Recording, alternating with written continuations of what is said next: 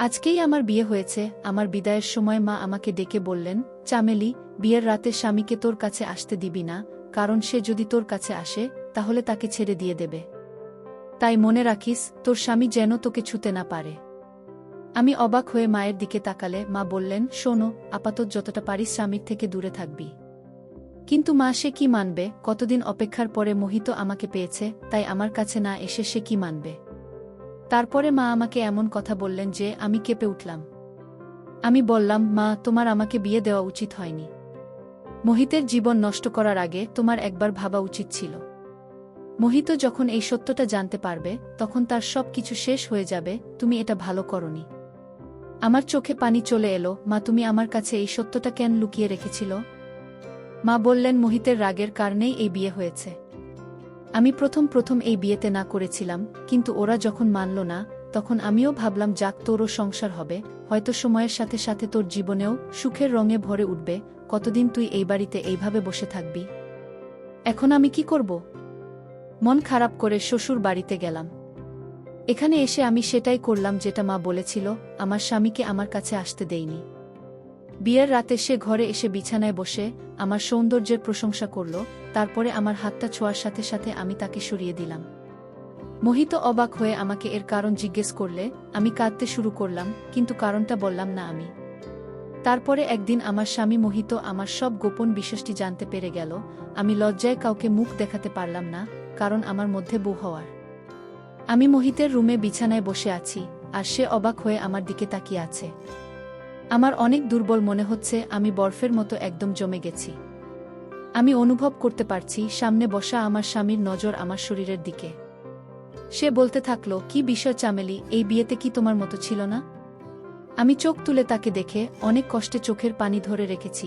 আমার শরীরটা কেমন করছে। মোহিত আমাকে অনেক রাগী আওয়াজের কারণ জিজ্ঞেস করল, কিন্তু আমি চাইলেও আসল কারণটা বলতে পারছি না। সে আবার গম্ভীর কণ্ঠে আমাকে জিজ্ঞেস করল, চামেলি, তোমাকে কিছু জিজ্ঞেস করেছি তো?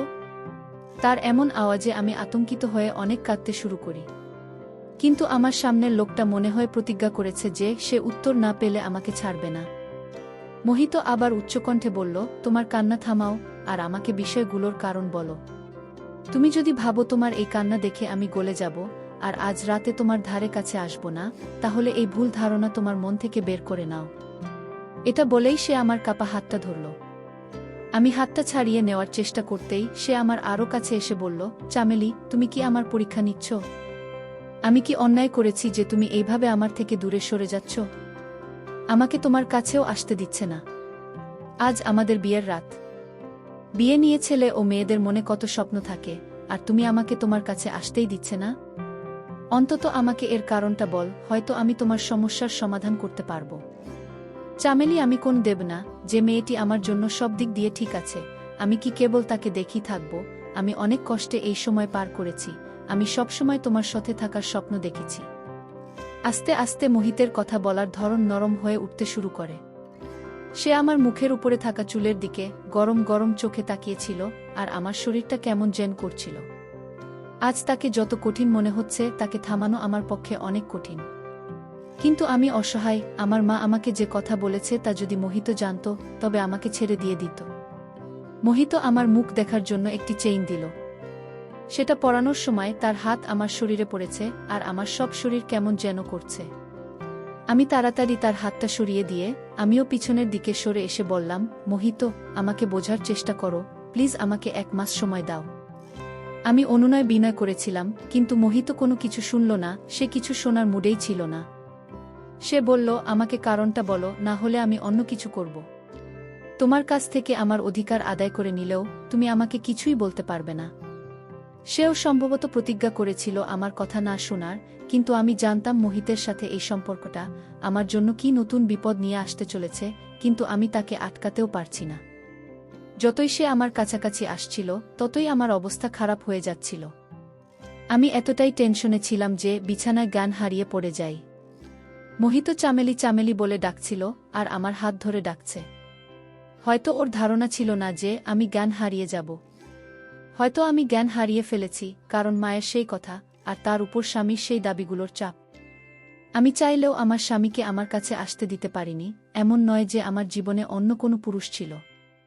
আমি মোহিতকে অনেক পছন্দ করতাম। এটাও নয় যে অতীতে আমার সাথে এমন কোনো ঘটনা ঘটেছিল যে আমার গোপন রহস্য ফাঁস হয়ে যাওয়ার ভয় পাব। কিন্তু আমার যে সমস্যা সেটা কম মেয়েদেরই থাকে। যখন জ্ঞান ফিরল তখন আমি হাসপাতালের বেডে। শাশুড়ি ও মোহিত আমার কাছে চিন্তিত হয়ে দাঁড়িয়েছিল। শাশুড়ি আমাকে কেমন মনে হচ্ছে সেটা জিজ্ঞেস করলেন। মহিলা ডাক্তার বললেন, এখন একেবারেই ঠিক আছে, আপনারা চাইলে এনাকে বাড়িতে নিয়ে যেতে পারেন। তারা কিছুক্ষণের মধ্যে আমাকে বাড়িতে নিয়ে এলো। শাশুড়ি আমাকে আমার ঘরে রেখে বিশ্রাম নিতে বললে আমি বিছানায় শুয়ে পড়লাম। বিয়ে বাড়ির কারণে বাড়িতে অনেক অতিথিরা উপস্থিত ছিলেন। আমি শুনতে পাচ্ছিলাম মোহিতের দাদা, ভাই, জামাইবাবুরা মোহিতের সাথে মজা করছে যে বিয়ের রাতেই তুমি তোমার বউয়ের সাথে এমন কি করলে যে মেয়েটি একেবারে জ্ঞান হারিয়ে ফেলেছে। একটি ফুলের মতো মেয়ে, তোমার একটু আস্তে এগানো উচিত ছিল। কিন্তু তুমি তো ফুলটাকে শেষ করে দিয়েছ। তারা একটা মজা করার সুযোগ পেয়েছে, তাই তারা আর থামে। সবাই কি ভাবছিল জানি না, তবে আমি নিজেই লজ্জা পাচ্ছিলাম, কারণ আমার কারণে মোহিত সবার সামনে লজ্জিত হচ্ছিল। কেউ তাকে উপদেশ দিচ্ছিল 4 দিন ওই রুমের ধারেকাছেও যাবে না। কেউ আমার শাশুড়িকে বলছিল যে তুমি নিজের কাছে তোমার বৌমাকে রাখো, পাশে মোহিতের মুখ দেখে নতুন বউ আবার জ্ঞান হারিয়ে ফেলবে। হাসি মজার আওয়াজে আমি নিজের চোখেই ছোট হয়ে যাচ্ছি, কিন্তু আমিও অসহায়। আমি যদি আমার স্বামীকে আসল কারণটা বলি, তাহলে সে আমাকে ছেড়ে দিয়ে বাড়ি থেকে বের করে দেবে। আমি যদি কিছু নাও বলি, তাহলেও আমাদের সম্পর্কের কয়েক মাসের মধ্যেই সে জানতে পারবে। কিছুদিন শাশুড়ি আমার কাছে আসতে থাকলেন। তিনি আমাকে খাবারও খাওয়াতেন। তিনি অনেক নরম মনের এবং স্নেহময়ী মহিলা। আস্তে আস্তে সব অতিথিরিও চলে গেল, আমার শরীরও ঠিক হয়ে গেল। তাই আমি নিজেই রান্নাঘরের কাজ করতে থাকলাম, যদিও আমার শাশুড়ি আমাকে নিষেধ করেছিলেন। মোহিত অনেক চুপচাপ থাকত এবং খাওয়ার সময় আমার দিকে অভিযোগের চোখে তাকিয়ে থাকত। শ্বশুর বাড়িতে শুধু মোহিত আর আমার শাশুড়ি থাকতেন। মোহিত আমার শাশুড়ির একমাত্র ছেলে। যদিও সব অতিথি চলে গেছে, কিন্তু শাশুড়ি তার বান্ধবী ও তার মেয়েকে রেখে দিয়েছেন। শাশুড়ির বান্ধবীর মেয়ে আমার সমবয়সী, তার গ্র্যাজুয়েশনের পরীক্ষা হয়ে গেছে। তাই মা মেয়ে মাসখানেক এখানে থাকার প্ল্যান করেছিলেন। দিয়াও সুন্দরী ছিল, কিন্তু যে জিনিসটি আমাকে বিরক্ত করত তা হলো সে মোহিতের সাথে অনেকভাবে মিশত এবং মোহিতের সাথে হেসে হেসে কথা বলত। সেই দিনও খাওয়ার টেবিলে বসে দিয়া কি নিয়ে কথা বলে যাচ্ছিল, কিন্তু মোহিত তার কথায় উত্তর দিচ্ছিল না। তার চোখ আমার দিকে স্থির ছিল। সে মুখে কিছু বলছে না, কিন্তু তার চোখ আমাকে যা বলছে তা আমি জেনেও না জানার ভান করলাম।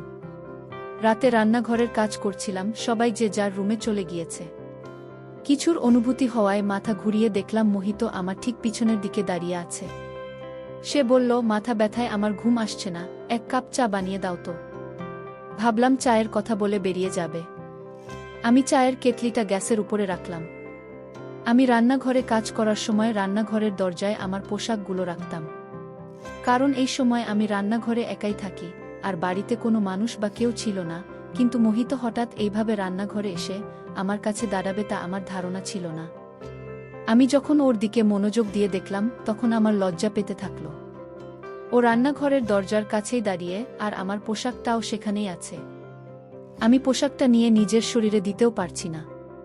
তাই যত তাড়াতাড়ি সম্ভব চা বানানোর চেষ্টা করলাম, কিন্তু আজ গ্যাসের চুলাটা অনেক আস্তে চলছে, হয়তো কোনো মলা আটকে গেছে। এত আস্তে চললে চা তৈরি হতে 15 থেকে 20 মিনিট পার হয়ে যাবে, আর এইভাবে 15 থেকে 20 মিনিট দাঁড়ানো আমার পক্ষে কঠিন হয়ে যাচ্ছে। বারবার মোহিতের চোখে আমার চোখে পড়ছিল, আর আমার হার্টবিট বেড়ে যাচ্ছিল। তারপরে হঠাৎ মোহিত বলল, চামেলি, তোমার চুলগুলো অনেক সুন্দর। আমি খেয়াল করলাম ও আমার দিকে আরেকটু এগিয়ে এসেছে। রান্নাঘরটা অনেক ছোট, তাই ও আমার অনেক কাছে চলে এসেছে। আমি অনেক নার্ভাস ফিল করছি।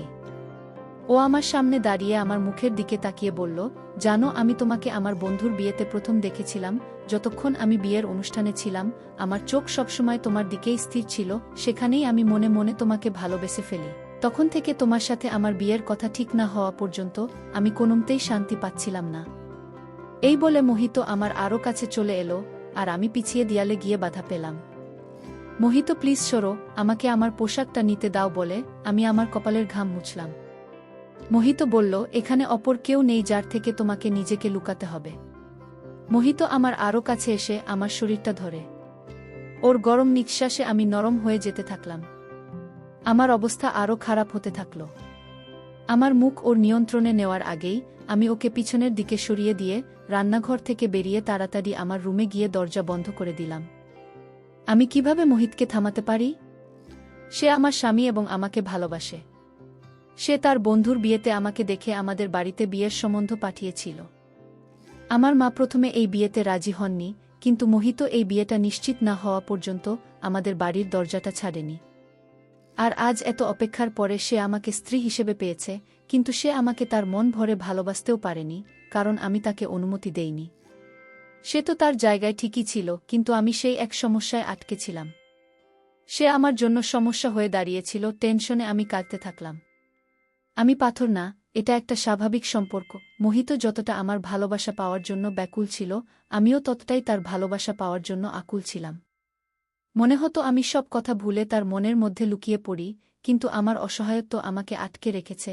আমি কাঁদতে কাঁদতে কখন ঘুমিয়ে পড়েছি জানি না। সকালে যখন ঘুম থেকে উঠলাম, মোহিত অফিসে চলে গেছে। আমি মোহিতের এত তাড়াতাড়ি অফিসে যাওয়ার কারণ জিজ্ঞেস করলে শাশুড়ি বললেন, তিনি জানেন না, হয়তো অফিসে কিছু জরুরি কাজ আছে। আমার মনে পড়ল আমি সারারাত রুমে দরজা ভিতর থেকে বন্ধ করে রেখেছিলাম।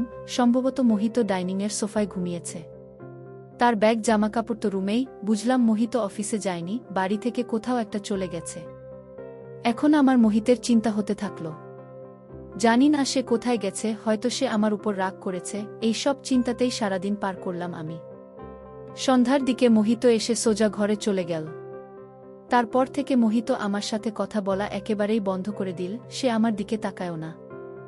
একবার আমি তার অফিসের পোশাক ইস্ত্রি করতে শুরু করলে সে আমার হাত থেকে পোশাকগুলো নিয়ে বলল, আমার কাজ করার দরকার নেই। সে তার জামাকাপড় দিয়াকে দিয়ে দিল। নাস্তার কথাও তাকেই বলল। আমি অস্থির মনে করছিলাম।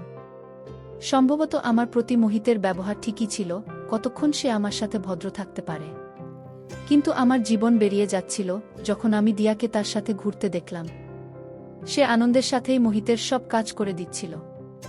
আমি অবাক হয়ে দেখতাম যে মোহিত সন্ধ্যায় যখন অফিস থেকে ফিরত, দিয়া নববধূর মতো সে যে দরজায় দাঁড়াত। মোহিত ভিতরে এলে দিয়া দৌড়ে তার কাছে যেত, হেসে তাকে হ্যালো বলে তার হাত থেকে ব্যাগটি নিয়ে যেত। যেগুলো আমার দায়িত্ব ছিল সেগুলো খুশি হয়ে দিয়া পূরণ করত। আর আমার মধ্যে যেন কেমন একটা হয়ে যেত। কিন্তু আমি কী বা করতে পারি, কারণ মোহিত নিজেই তাকে এত গুরুত্ব দিচ্ছিল। সম্ভবত মোহিত আমার কাছে যা চাচ্ছিল তা আমি পূরণ করতে পারিনি। যদি বিশ্বাসটা এতেই সীমাবদ্ধ থাকত তাহলে ঠিক ছিল। রাতে একবার যখন চোখ খুললাম, বাইরে ডাইনিং রুমে কথা বলার আওয়াজ শুনতে পেলাম। রুম থেকে বের হয়ে দেখলাম দুইজনে হাসতে হাসতে কথা বলছে, আর সামনে 2 কাপ চা রাখা ছিল। আমাকে দেখে দিয়ার হাসি থেমে গিয়েছিল, কিন্তু মোহিত একেবারে খুশি হয়ে বসেছিল। দিয়ার সাথে এমনভাবে কথা বলতে থাকল যেন আমাকে নিয়ে তার কোনো চিন্তা নেই। আমি কাঁদতে কাঁদতে নিজের রুমে চলে এলাম। আমার জীবন আস্তে আস্তে নষ্ট হয়ে যাচ্ছে। কিন্তু আমি জীবনের সেই পর্যায়ে দাঁড়িয়ে আছি যেখানে সামনে গরম আর পিছনের দিকে সমুদ্র। আমি যদি মোহিতকে সত্যিটা বলি তাহলেও আমার সংসার নষ্ট হয়ে যেত। আর না বললে দিয়া নামের এই মেয়েটা আমার জায়গাটা নিয়ে নেবে। একজন নারী সব কিছু সহ্য করতে পারে, কিন্তু অন্য মেয়ের দুঃখ নয়। আমার আর মোহিতের মধ্যে যা থাকুক, আমি চাই না দিয়া আমাদের মাঝে আসুক। তাই আমি শাশুড়িকে বললাম যে দিয়া এখানে এসেছে অনেক দিন হয়ে গেল, সে কবে যাবে? যদিও দিয়ার মা চলে গেছে অনেক দিন হলো, দিয়া এই বলে থেকে গেছে যে আমি আর কিছুদিন এখানে থাকতে চাই। শাশুড়ি বললেন, আমিও তাকে বলেছি যে তুমি এসেছ অনেক দিন হয়ে গেল, এখন তুমি তোমার বাড়িতে যাও। সেও যেতে চায়, কিন্তু মোহিত তাকে যেতে দেয়নি। এটা শুনে আমার মনে হলো কেউ যেন আমার মনটা ধরেছে। মোহিত কেন তাকে যেতে দিতে চায় না? একবার রান্নাঘর থেকে বেরিয়ে দেখি দুইজনে ড্রয়িং রুমে গল্প করছে। আমি দরজায় দাঁড়িয়ে যা শুনলাম তা আমার মন উড়িয়ে দিল। আগে জানতাম না যে দুইজনের মধ্যে কি চলছে, কিন্তু আজ এই রহস্যের উপর থেকেও পোশাক সরে গেল। আমি এই ভুল ধারণার মধ্যে ছিলাম যে মোহিত আমাকে ভালোবাসে, কিন্তু বাস্তব হয়তো অন্য কিছু। কারণ আমি যা শুনেছিলাম তাতে বুঝতে পারলাম যে আমার স্বামী আমাকে ভালোবাসে না। এই বিয়েটা মনে হয় সে বাধ্য হয়ে করেছে, নইলে তো সে শুধু দিয়াকেই ভালোবাসত। আর দিয়াও এখানে থেকেছে শুধু তার কথায়। আমি কাঁদতে কাঁদতে আমার রুমে চলে এলাম। রাতের খাবারও খাইনি। আমার শাশুড়ি এসে জিজ্ঞেস করলেন, তুমি কেন খাবে না? আমি মাথা ব্যথার অজুহাত দিয়ে মাঝ রাত অবধি কান্নাকাটি করে পার করে দিলাম। রাত 2টার দিকে ড্রয়িং রুম থেকে আস্তে আস্তে আওয়াজ আসতে থাকল। রুম থেকে বেরিয়ে এসে দেখি ড্রয়িং রুমের দরজা বন্ধ। ড্রয়িং রুমের জানালা দিয়ে তাকাতেই অবাক হয়ে উঠলাম আমি, দিয়া মোহিতের সাথে বসে আছে। চোখ বড় বড় হয়ে গেল এবং আমার শরীরটা কেমন করতে থাকল। আমি ঘামে ভিজে গেছি, ঈশ্বরকে ধন্যবাদ জানালাম যে আমি যা দেখেছি তা স্বপ্ন ছিল। আমি উঠে তাড়াতাড়ি ঘর থেকে বেরিয়ে ড্রয়িং রুমে গিয়ে দেখলাম মোহিত তার ল্যাপটপে কিছু কাজ করছে। আমি কাঁদতে কাঁদতে তার কাছে বসলাম। সে আমাকে দেখে কিছুটা বিরক্ত হয়ে জিজ্ঞেস করল, কি ব্যাপার, তুমি আবার কাঁদছ কেন? আমি বললাম, মোহিত, তুমি আজকের পর দিয়ার সাথে কথা বলবে না। আমার কথা শুনে প্রথমে সে কিছুক্ষণ আমার দিকে তাকিয়ে রইল, তারপরে ল্যাপটপ বন্ধ করে বলল, কথা বলবো না কেন? আমি বললাম, তোমার মনে যদি দিয়াই ছিল তাহলে আমাকে বিয়ে করলে কেন? সে বলতে থাকলো, আমি খুব ভুল করেছি যে আমি দিয়ার কদর না করে তোমাকে দেখে তোমার জন্য পাগল হয়ে তোমাকে বিয়ে করেছি। দিয়া আমাকে আগে থেকেই ভালোবাসতো আর আমাকে বিয়ে করতে চাইত। এখন আমিও বুঝতে পেরেছি, তাই আমি দিয়াকে বিয়ে করতে চাই। এটা শুনে আমি একদম পাগল হয়ে গেলাম আর কাঁদতে কাঁদতে বললাম, তুমি এটা করতে পারো না, তুমি আমাকে এভাবে শেষ করতে পারো না, তোমাকে ছাড়া আমি শেষ হয়ে যাব। মোহিত, আমি তোমাকে অনেক ভালোবাসি।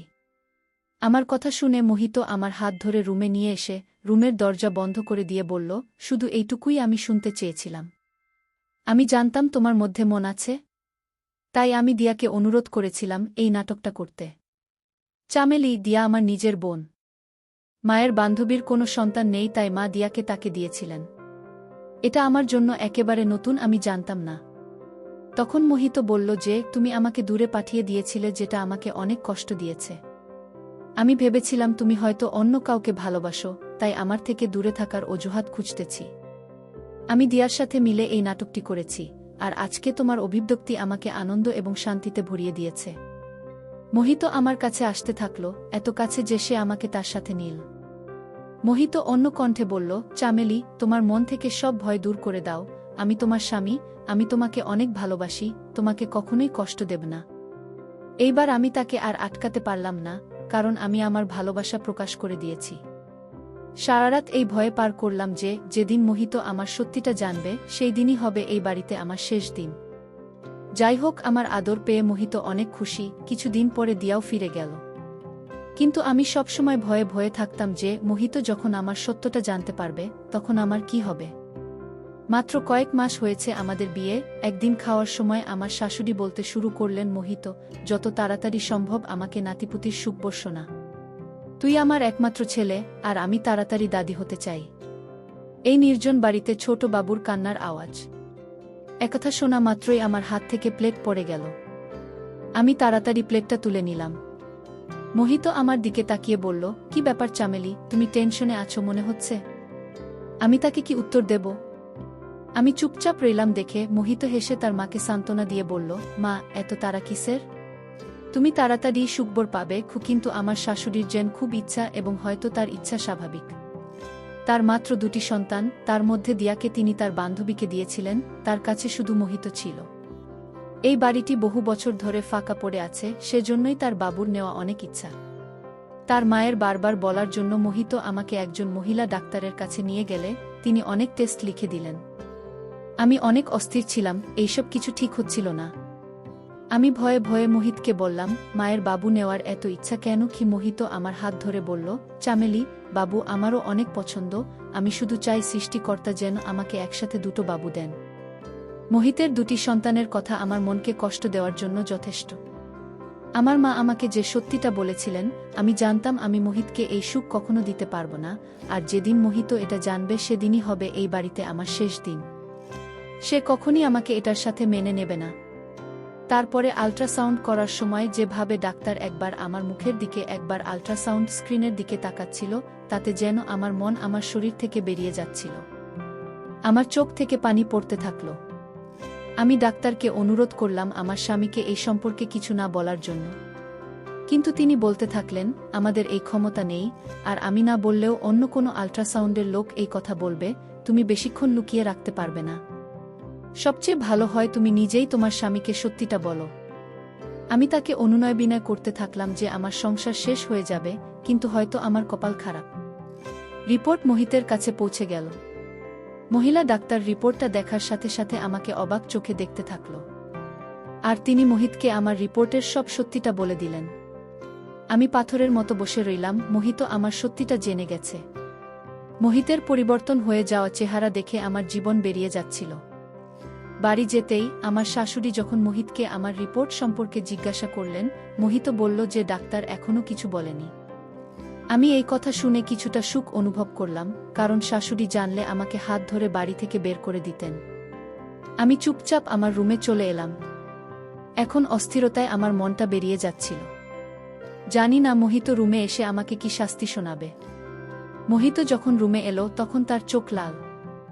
আমার মনটা কেমন করছে, আমার চোখ থেকে অবিরাম পানি বয়ে যাচ্ছিল। সে এসে আমার কাছে বসে চুপচাপ কিছুক্ষণ আমার দিকে তাকিয়ে রইল। সে মুখে তো কিছুই বলল না, কিন্তু তার চোখ যেন অনেক কিছু বলছে যে, কেন তুমি আমার কাছ থেকে এত বড় একটা কথা লুকালে। আমার চোখ থেকে অবিরাম পানি ঝরতে থাকল। আমি নিজেকে ভাগ্যের হাতে ছেড়ে দিয়েছি। কিছুক্ষণ পরে মোহিত বলতে থাকল, শুধু একটা কথা বলো চামেলি, তুমি কি এটা আগে থেকেই জানতে? আমি নাতে মাথা নেড়ে বললাম, কি আমার মা বিয়ের রাতে আমাকে এই কথা বলেছিল, তাই আমি তোমাকে আমার কাছে আসতে দিতাম না, কি যাতে সত্যটা জানার পর তুমি আমাকে ছেড়ে না দাও।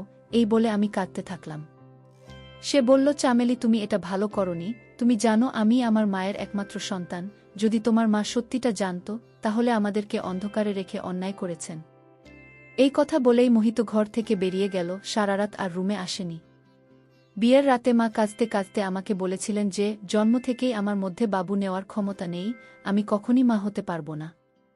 14 বছর থেকে 15 বছর পর্যন্ত আমার শরীর থেকে ময়লা বের হয়নি দেখে আমার মা টেনশনে ছিলেন। আমার 16 বছর বয়সেও যখন আমার শরীর থেকে ময়লা বের হয় না, তখন তিনি আমাকে একজন মহিলা ডাক্তারের কাছে নিয়ে যান, যেখানে আমার আল্ট্রাসাউন্ড হয়েছিল, কিন্তু মা তখন আমার কাছ থেকে এই সত্যটা লুকিয়ে রাখেন। তিনি শুধু বলেছিলেন আমার মধ্যে সামান্য ঘাটতি আছে, যা সময়ের সাথে সাথে পূরণ হয়ে যাবে এবং আমি স্বাভাবিক হয়ে যাব। আমিও এটা ভুলে গিয়ে নিজের জীবন নিয়ে ভালো ছিলাম, কিন্তু বিয়ের রাতে মা আমাকে এই সত্যটা বলেন এবং সাথে আমাকে এটাও বলেছিলেন যতটা সম্ভব মোহিতের থেকে দূরে থাকতে, কারণ সে যদি তার সাথে সম্পর্ক করে, কিছুদিন পরে বাবুর কথাও বলবে এবং এর জন্য যখন তোকে ডাক্তারের কাছে নিয়ে যাবে, তখন তারাও এই সত্যটা জেনে যাবে। আর আজকে সেই দিনটি এসে গেছে। মোহিতের কাছে আমার রহস্য প্রকাশ পেয়ে গেছে। আমি অনেক কাঁদছিলাম, কিন্তু সে একবারও আমার চোখের পানি মুছিয়ে দিতে আসেনি। সকালেই বুঝতে পেরেছি আমাকে নিয়ে কি সিদ্ধান্ত হতে চলেছে। সকালে যখন ঘর থেকে বেরোলাম তখন মোহিত ওর অফিসে চলে গেছে। সারাটা দিন অন্যভাবে পার করছি আমি। বাড়িতে ফিরে এসেও ওর মুখে বিষণ্ণতার ছাপ।